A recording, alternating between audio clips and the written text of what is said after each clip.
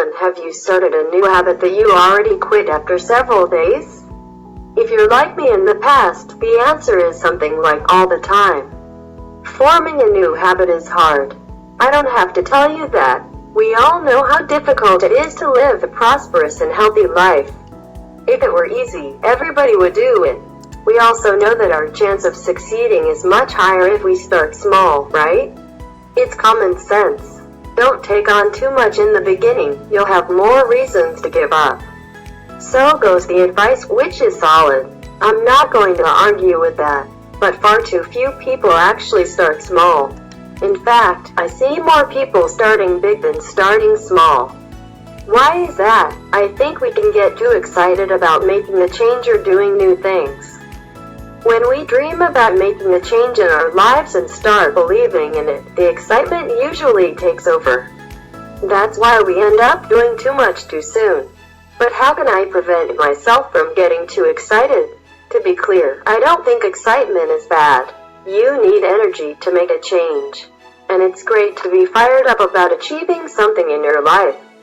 Always remind yourself that you want to stay fired up, because when things get hard, we can lose that fire. So when you start forming a habit, writing, working out, reading, eating healthy, or learning a new skill, remember that it should not feel like a challenge. The activity should be easy. If that's not the case, we all procrastinate. Even the most self-disciplined people do that. When you start something new, it's not about your results. When I started writing every day, I couldn't care less about how many words I wrote. But when I started getting daily exercise, I didn't care what type of exercise. I just wanted to make sure I did it. Wrote for 4 minutes? Great, you did it. Went for a 20-minute walk? Great, you did it. Read a book for 2 minutes?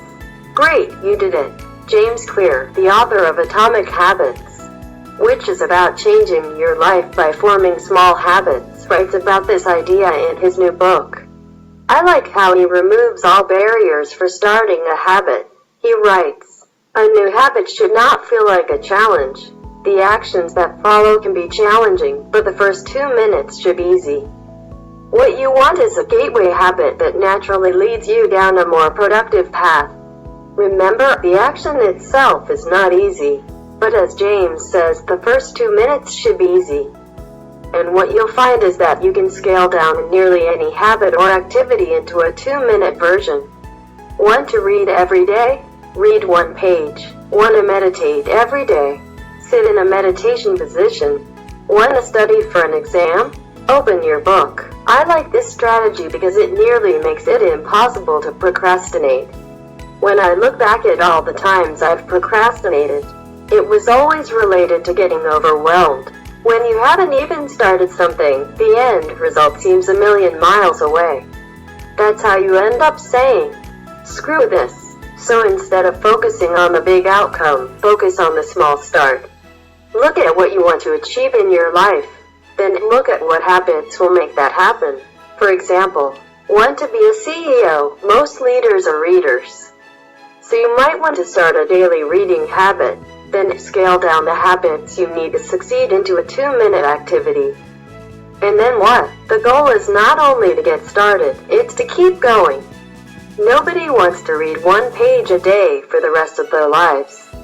To me, this strategy is all about getting used to doing something every day. Look, changing your lifestyle is not an easy thing. Let's say you've been living in a certain way for 30 years.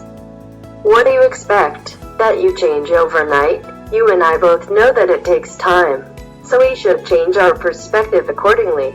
Your first priority should always be to form the habit, something you do regularly. And remember, habits are not about results.